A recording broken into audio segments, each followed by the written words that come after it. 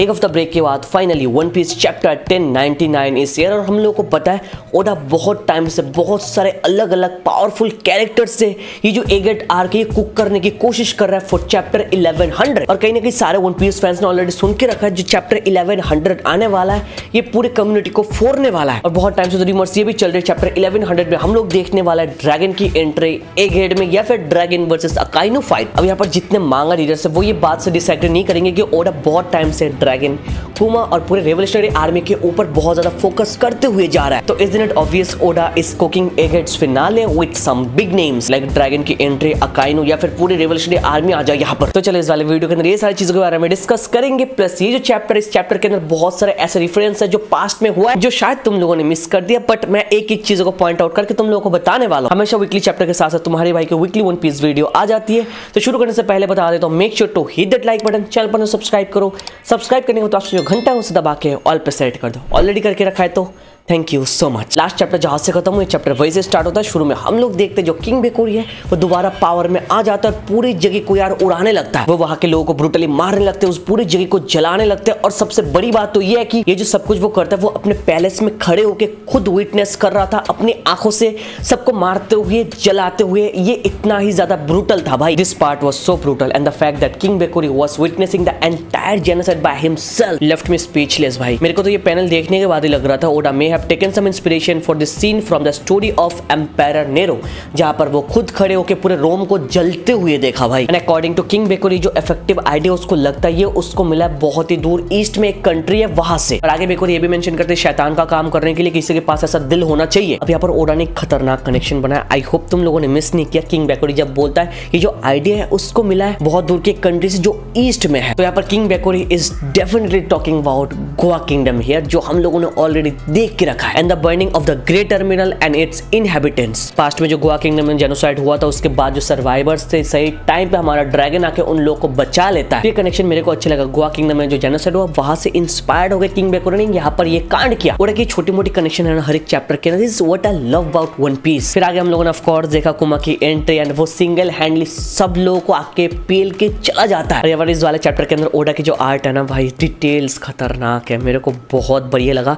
Last वाला chapter के अंदर अच्छे से कंप्लीट नहीं कर पाया उसके लिए उन्होंने सॉरी बोला। That was the very first time पूरे वन पीस हिस्ट्री के अंदर कि ऐसा हुआ। और इस वाले चैप्टर के अंदर उन्होंने एकदम से दिल जीत लिया। और वहां पर कुमा सिंगल हैंडली सब लोगों को पेलने के बाद जब नैरेटर ने बोला This day would go down in history as Thorbeld's one-man revolution। ये जो वर्ड कुमा के लिए मेंशन किया ना one man revolution भाई, this word is so freaking good। आगे हम लोगों ने देखा वहां पर कुमा किंग बन जाता है, सारे के सारे उसको एज ए किंग मानते हैं एंड कुमा स्टिल भाई नॉर्मल लाइफ लीड करते एकदम सिंपल वन। ये सारी चीजों के बाद आते हैं कि special panel for us man of cultures भाई। दिस इज टू गुड भाई, this is too good and Oda is too good when it comes to draw pies. I know you guys should also know कि she is just a kid. क्या कर रहा है भाई तू, मतलब क्या कर रहा है। सॉरी बोनी मेरी वाइफू लिस्ट में है, बोनी मेरी वाइफू लिस्ट में, सॉरी बोनी मेरी वाइफू लिस्ट में। आगे हम लोगों ने देखा बोनी ने एक डेविल फ्रूट खा लिया जिसका नाम है तोशी तोशी नोमी एज फ्रूट, जिसके बारे में हम लोगों को कुछ पता नहीं चला कि बोनी ने एक्चुअल में ये डेविल फ्रूट खाया कैसे। बिकॉज कुमा और बाकी लोगों की रिएक्शन से इट वाज सो क्लियर कि उन लोगों को कोई आइडिया नहीं था अबाउट बोनीज डेविल फ्रूट। ओडा ने भी रिवील नहीं किया कैसे क्या हुआ, तो हम लोग तो प्रेडिक्ट ही कर सकता है। इट्स नॉट लाइक कि Bonney can just go out and find one for herself. तो मे बी किसी न किसी ने उसको ये दिया ही होगा। और बहुत सारे लोग तो ये भी बोल रहे हैं may be the celestial dragon wanted another wife that looked like Ginny, so he fed Bonnie the devil fruit in hopes that would happen so Bonnie can age quicker or instantly। या फिर ऐसा भी हो सकता है the fruit presents itself due to Bonnie's desire to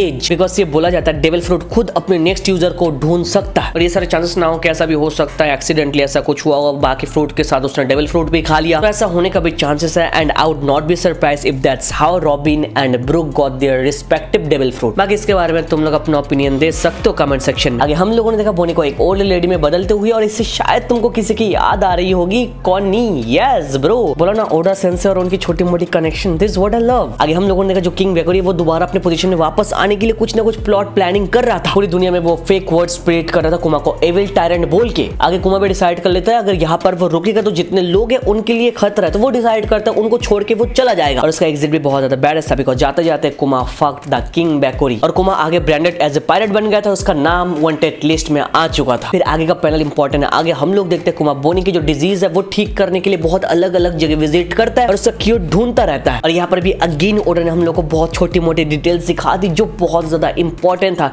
ये जो island to island कुमा जा रहा था, ये वही आइलैंड है जहां पर कुमा ने हमारे स्ट्रॉ हेड्स को भेजा था। तो ये छोटी मोटी डिटेल्स हमारे सामने रिवील हो रही है ना भाई, दैट्स सो फ्रिकिंग गुड। और हमको पता है जब तक कुमा एक पर्टिकुलर प्लेस को विजिट ना किया तब तक वो किसी को वहां पर भेज नहीं सकता, टेलीपोर्ट नहीं कर सकता। तो यहाँ से इट्स ऑब्वियस सारे के सारे जो स्ट्रॉ हेड्स अलग अलग जगह गए, सारे जगह ऑलरेडी यार कुमा ने खुद विजिट करके रखा, हाँ इंक्लूडिंग अमेज़न लिली भाई। फिर आगे हम लोगों ने देखा कुमा एंड रेवोल्यूशनरी आर्मी दोनों एक साथ मिले और कुमा और ड्रैगन के बीच में जो कन्वर्सेशन था दैट वाज सो गुड। हम लोग को पता चला इवान एंड इनाजुमा दोनों को प्रिजन में डाल दिया गया इम्पेल टाउन में। यार I love this details bro. फिर आगे हम लोगों ने कुमा और ड्रैगन की छोटी मोटी चिट चैट्स एंजॉय किया। ड्रैगन की एक पुरानी आदत है, जब भी उसका कोई बिछड़ा हुआ क्रूमेट वापस आता है वो उसको सबसे पहले दारू ऑफर करता है कि पी ले भाई पी ले। फिर आगे ड्रैगन बोलता है हमारे रेवोल्यूशनरी आर्मी के अंदर जो यंग लोग है साबो और बाकी लोग वो बहुत ज्यादा स्ट्रॉन्ग होते हुए जा रहे हैं, तुमको उसको मिलना चाहिए। फिर कुमा वाज टॉकिंग अबाउट बोनी और वहां पर जाके आता है एक इंपॉर्टेंट पैनल। ड्रैगन बोलता है तुम्हारे साथ मुझे बोनी के बारे में बात करना था। वो जो एक साइंटिस्ट है वेगापंग, उसका नाम तुमने सुना है? एक एक्सीडेंट हुआ था जिसके कारण जो डॉक्टर वेगापंग का लैब है वो स्विच कर रहा है वो लोग। ड्रैगन तो कुमा को बोनी को वहां पर लेकर जाने का एडवाइस देता है, बट वहां पर जो एक्सीडेंट मेंशन किया ड्रैगन ने, ये तुमको याद आ रहा है या फिर नहीं? याद नहीं आ रहा है? मैं बता रहा हूँ। यहाँ पर जो एक्सीडेंट के बारे में बातचीत चल रही है that most probably referring to the one at Punk Hazard जो हम लोगों ने देखा हुआ है। पंख हजार में जो सीजर क्लाउन ने किया था, आई होप तुम लोगों को याद है मेरे भाई। पर आई डोंट नो मैं कितनी तारीफ करूं ओडा सेंसे की, मेरे को बहुत अच्छा लगता है जो छोटे मोटे डील्स हम लोगों के सामने आ रहे हैं।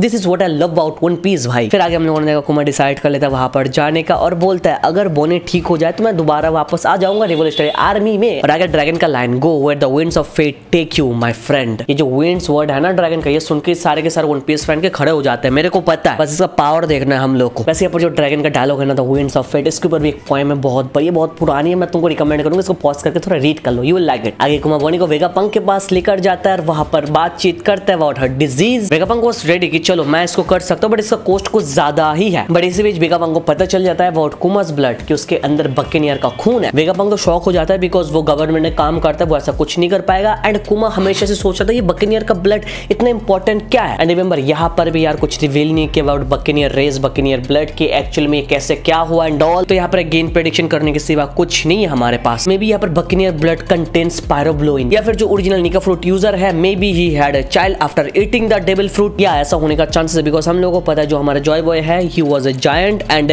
निका फ्रूट खाने के बाद may be in future he had a child and वो इसे शायद ये बकेनियर रेस स्टार्ट हुआ है मोस्ट प्रोबब्ली। तो ये जो बकेनियर और जायंट का जो खून है ये देखने के बाद ये गवर्नमेंट एकदम उनको मार देता है। वर्ल्ड गवर्नमेंट शायद इसलिए उनकी एग्जिस्टेंस डालने की कोशिश कर रहा है, नहीं तो और क्या रीजन हो सकता है। बाकी तुम अपना ओपिनियन दे सकते हो इसके बारे में। फिर आगे हम लोगों ने देखा वेगापंक कुमा के साथ एक डील करता है, तुम अपना ब्लड दे दो, मैं एक फौज खड़ा करने की कोशिश कर रहा हूं, उसको तुम्हारी ब्लड की जरूरत है वो हम लोग बना देंगे और उसके बदले में बोनी को फ्री में हम लोग ट्रीटमेंट दे देंगे। और इतना बढ़िया डील मिलने के बाद तो यार कुमा तो नहीं छोड़ने वाला है भाई। अब ये ऑलमोस्ट हमारे प्रेडिक्शन के हिसाब से हुआ, मैंने प्रेडिक्ट किया था लास्ट वाले चैप्टर के अंदर कुमा शायद यार ट्रेड करने वाला है वर्ल्ड गवर्नमेंट से। तो चलो वेगापंक के साथ ही कर लिया, बट सेम ही है, वर्ल्ड गवर्नमेंट के अंदर ही काम करते हैं वो लोग। तो यार that was a good one. तो इसलिए मैं बोलता हूँ मेरे स्टॉक पे सारे पैसे लगाओ तुम लोग। अब यहाँ पर कुमा के ब्लड से फौज बन रहे, तो कुमा को तो सवाल करने की क्या काम करने वाला है एंड ऑल। कुमा पूछता है, वहां पर वेगापंक बोलता है they will be future warriors. और वेगापंक भी यहाँ पर अपने जगह ठीक है बिकॉज उसको लगता है ये फ्यूचर वॉरियर्स ही है, बट वहां पर जो सैटर्न है ये कुछ और ही प्लॉट कर रहा था भाई। मैं यहाँ पर बोलूंगा Vegapunk was truly a scientist who just wanted his science to help the mortal world. But जो गोरोसाई है ये देखने के बाद उसने दिमाग में अलग ही प्लान चल रहा था, एज एन अपॉर्चुनिटी इसको यूज किया उसने। और कुमा के साथ सैटर्न का एक अलग ही लफड़ा चल रहा है बचपन से, शुरू से हम लोगों ने देख के रखा है अभी तक। तो मेरे को लग रहा है एक हेड में यार कुमा को एक बढ़िया रोल प्ले करना ही चाहिए no matter what. I don't think we are beating Saturn here in Egghead, but yeah at least Kuma should definitely blow a heavy hit on Saturn. मैं इतना चाहता हूं भाई। बाकी रिवोल्यूशनरी आर्मी आके क्या करे नहीं करे वो बाद में देख लेंगे। आगे हम लोगों ने देखा कुमा बोलता है आई एम स्पाइनलेस पैसिफिस्ट, मैं बस पीस चाहता हूं। और ये देख के वेगापंक डिसाइड कर लेता है ये जो फौज है इनका नाम होने वाला है पैसिफिस्टा। यार ये नामकरण मेरे को सही लगा बट इसका इस्तेमाल मेरे को बहुत गलत लगा। चलो गलत होते हुए जा रहा है। चलो और ये लास्ट पैनल के साथ साथ ये चैप्टर यहीं पर खत्म होता है। बाकी तुम लोग अपना opinion they about this chapter. और हाँ बहुत टाइम से जो रूमर्स चल रहा है चैप्टर 1100 में कुछ धमाका होने वाला है, तो अभी टाइम डिसाइड करेगा, एक हफ्ता बाद की है, फिर हम लोग देखेंगे 1100 में क्या होता है।